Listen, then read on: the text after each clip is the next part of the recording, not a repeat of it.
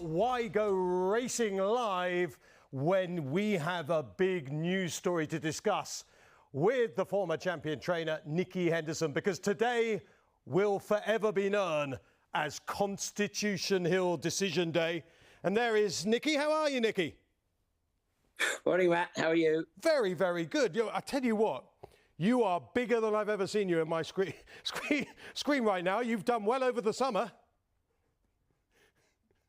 So I'm not hearing you very well. Well, you're probably just as well. You might have put the phone down on me by now. But look, great to have you on board. Look, tell us, we all know by now, Constitution Hill staying hurdling. In a nutshell, the reason for that is what?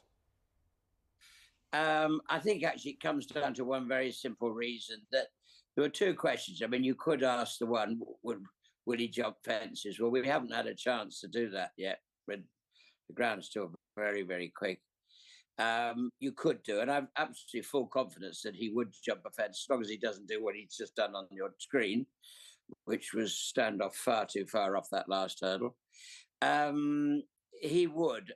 The decision came down to pure and simply, the question was, would he stay 3¼ miles round Cheltenham? Because there's no point in going chasing unless we could really confidently say we can turn him into a Gold Cup horse. And the answer to that question was no. We don't think he would stay. You've got a horse here that can break records over 2 miles. And if you can do that, the chances of you staying 3¼ is very slim. It's certainly nothing to do with fences. It's just pure and simply, Nico, I know, is always has been fairly adamant that it's unlikely. Michael and I, not surprisingly, have discussed it in detail throughout the summer. Not surprisingly, we've had quite a lot of advice from hundreds of people. Actually, if one took the poll on who thinks what, i.e. hurdles or fences, I think, to be honest with you, I would have found that the majority say, why would you go chasing? It would seem obvious to stay hurdling.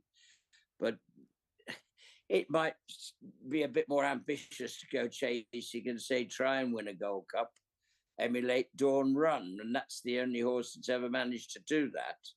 But we simply feel that he wouldn't stay, and there's no point going chasing to win the champion chase. It's a fantastic race to win, but if you've got the champion hurdle, why would you? Yeah. Although obviously the argument to that was, of course, that Shishkin would have won the champion hurdle and you went chasing with him. But we won't go there, Nicky. We won't go there right now. But it's funny, you mentioned Dawn Run.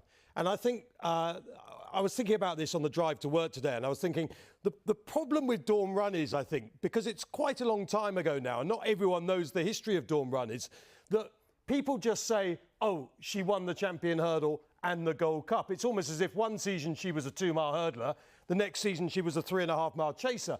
But people forget that she won over 3 miles over hurdles. She won the Prix La Barca over in France, and the Aintree hurdle, which was then the Sandeman's hurdle, was over an extended 2-mile 5, whereas now it's 2.5 miles. So there was a lot more to the Dawn Run story than just 2 miles one season, 3.5 miles the next. Yeah, there was. I mean, it wasn't done in one move. We went to 2.5 miles at Aintree. Constitution won that last year at Aintree over 2.5, and that was fine. And actually, if you go back to the beginning of last season, if you remember, we were actually going to start him first time out over 2.5 at Ascot rather than go to the Fighting Fifth. But Ascot was too firm that day and we couldn't run, so he had to switch to Newcastle, which is what we will aim to do this year and start there again. Yeah. But I've never been worried about 2.5, I must admit. But there's a very big difference between 2.5 and 3¼ especially being at Cheltenham. Final question on Constitution Hill, because I know you've talked about him a lot today already, Nicky, and there's not much more I can take the story on. I mean, we know Michael Buckley, if there'd been a chance of a challenge, he would have taken that challenge. So that is definitely, it's not like he's shying away in any sense. Cheltenham to Punchestown rather than Cheltenham to Aintree, is that something that would appeal to you a little bit more than perhaps the Aintree hurdle this time around? Yes, what I have said this morning is that, I mean, we can, I think first of all, you've got to say you've always got to be lucky in this game. Where he's only had 7 races in his life. What he did have, both the 2 seasons, we've been lucky. He had totally uninterrupted preparations all the way through. No coughs, no treading on stones or banana skins. Everything went smoothly. We've never had an issue.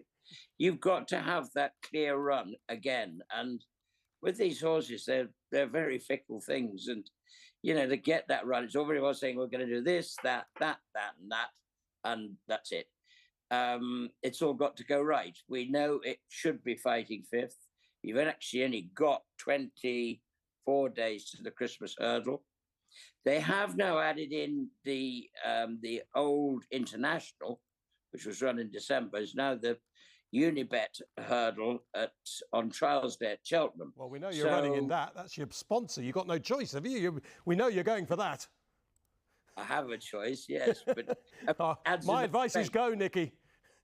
I've got to say, you know, we'd like to. It gives him another race, which everybody would like. Then you got Cheltenham. Then we've the choice between Aintree, which is going to be on the short gap this year, or wait for Punchestown and hope the ground there is lovely come the spring and they want us to come. OK, Nicky, we haven't got too long, so sharp answers, please. John Bon, we see first time in the Tingle Creek? That would be the plan. The Slur is a possibility, but I think we'd probably go straight to Sandown. Despite the fact some absolute banana out there thought that Shishkin would always be a 2-miler, where will you start off Shishkin over 3 miles, now proven as a proper stayer? He needs 1 run before the King George, and I suppose the 2 options are going to be the Charlie Hall or the Betfair. OK, I just ask you, no chance of putting him in at Newbury trying to do a Denman with Shishkin? Go on, Hendo, say yes. I wouldn't throw it out. It's going to come very close to Kempton this year. Will he get an entry? Same day as the fighting 5th. You've only got 24 days from Newbury or Newcastle till Boxing Day. An entry at Newbury? Well, you could ask Joe Donnell if he minds shedding out 100 quid. Yeah, why not? Well, I expect you to put him in anyway. Have a look, Nicky. What's there to lose? It's not as if Mr. Donnelly is not without 100 quid, to be fair. And finally, any flat horse going hurdling that you need to tell me about. And actually, I've got 2 more questions. My producer's going to go mad. But finally, any flat horse going hurdling from your yard that could be exciting? Not that I know of, unfortunately, at the moment, but the door's open. OK. I'm a bit short of the Triumph Hurdle winner at the moment. I've only got 1. There's one more thing. OK, which one's that? There's a nice French horse that's only run once, so... Well, that leaves it quite open, Nicky. A nice French horse, and it could be... yeah. Could be 1 of 100. OK, and the final thing just on Constitution Hill, which I should have asked you, I forgot. Because he's now staying hurdling and you know his programme, there was this sort of wild idea about the Ascot Gold Cup, but is there any chance of him having a run on the flat now that you know what he's doing next flat season, if everything went right over jumps between now and then? Is there anything in your back of your mind thinking there might be a flat race in him at some point? Weirdly enough, you say Michael's game for anything. I was game. I mean, when I mentioned the Ascot Cup, I wasn't entirely joking, actually. No, I know. Yeah. The thing against it is the chances of getting ground that would suit him at Royal Ascot. He wouldn't have run this year anyway. You need a wet Ascot. And do you keep a horse up for that length of time after his busy winter? Yes. To wait for a race that he could easily not run in. So it is a bit wacky. You are wacky, though, aren't you, Hendo? You're wacky? Yeah. Wacky as they come. Well, look, I didn't think we'd find out much more about what we knew already today, but we've got Shishkin in at Newbury now, and we've got Constitution Hill in the 2024 Ascot Gold Cup. So all in all, Hendo, this has been worthwhile. I'm looking forward to more chats like this during the jump season. I hope we'll have a chance to. Top man. Incidentally, I got a text message. Nico's already got the nursery fees paid now this year, thanks to Constitution Hill. You've got an extension on the house all fixed. So everyone's happy, and hopefully Buckers will have a good year as well. Thanks for chatting to us as ever. Matt, thank you. Good to talk to you. Nicky Henderson, Wacky Hendo, as we like to know him, and lots to look forward to at Seven Barrows, as always.